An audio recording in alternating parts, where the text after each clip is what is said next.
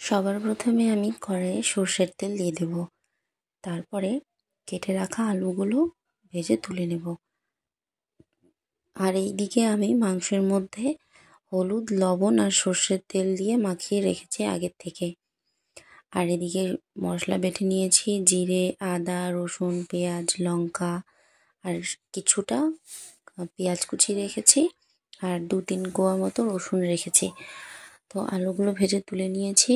এরপরে আরেকটু সর্ষের তেল দিয়ে ওর মধ্যে জিরে ফোড়ন দিয়েছি। তারপরে পেঁয়াজগুলো দিয়ে দিচ্ছি। এখন পেঁয়াজগুলো ভালো করে ভাজা ভাজা করে নেব।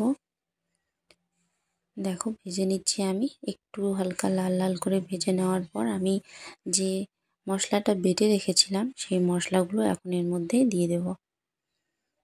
দেখো আমি শুকনো লঙ্কা দিইনি, আমি কাঁচা লঙ্কা দিয়েছি আজকে। তারপরে এখানে হচ্ছে কিছুটা লঙ্কার গুঁড়ো, ধনে গুঁড়ো আর জিরে গুঁড়ো, সেই গুঁড়ো মশলাগুলো একটু সামান্য জল দিয়ে ভালোভাবে মিশিয়ে আমি এর মধ্যে দিয়ে দেব। তারপর আমি ভালোভাবে মশলাটাকে এখন হালকা হালকা করে ভেজে নেব। দেখো এই যে ভাজছি, আর হালকা ভাজা ভাজা হয়ে গেলে আমি হচ্ছে এই মাংস ম্যারিনেট করে রেখেছিলাম সেটা আমি এখন দিয়ে দেব। এই দিয়ে দিলাম, আর এর মধ্যে আমি গোটা রসুনগুলো দিয়ে দিয়েছি। তারপরে যে আলুগুলো ভেজে রেখেছিলাম সেই ভাজা আলুগুলো এর মধ্যে দিয়ে দেব। দিয়ে আস্তে আস্তে করে মাংসগুলোকে আমি ঢাকা দিয়ে কষে নেব।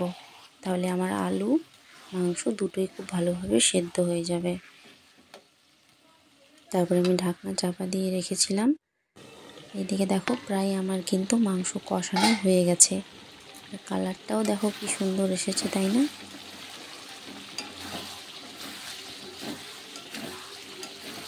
অনেকটাই আমার মাংসটা পুরোপুরি কষানো হয়ে গেছে। আর আলু, মাংস, রসুন সব কিছু কিন্তু খুব সুন্দরভাবে সেদ্ধ হয়েছে। এখন এর মধ্যে আমি পরিমাণ মতো জল দিয়ে দেব। আমি নর্মাল ঠান্ডা জলই দিয়েছি, গরম জল দিইনি। অনেকে কিন্তু গরম জল দিয়ে থাকে, তো আমি এখানে নর্মাল ঠান্ডা জলটাই ব্যবহার করলাম। তো এখন ঝোল ফোটা অবধি অপেক্ষা করছি। তারপরে এই দেখো আমার ঝোল ফোটা হয়ে গেছে, প্রায় হয়ে গেছে। এখন এর মধ্যে একটু চিকেন কারি মশলা আর গরম মশলা দিয়েছি, আর একটু মিট মশলা দিয়ে নামিয়ে নিয়েছি। তো আজকে আমার রান্না কমপ্লিট। তো দেখো আমার রান্নার ভিডিওটা তোমাদের কেমন লাগলো, অবশ্যই ভালো লাগলে জানাবে।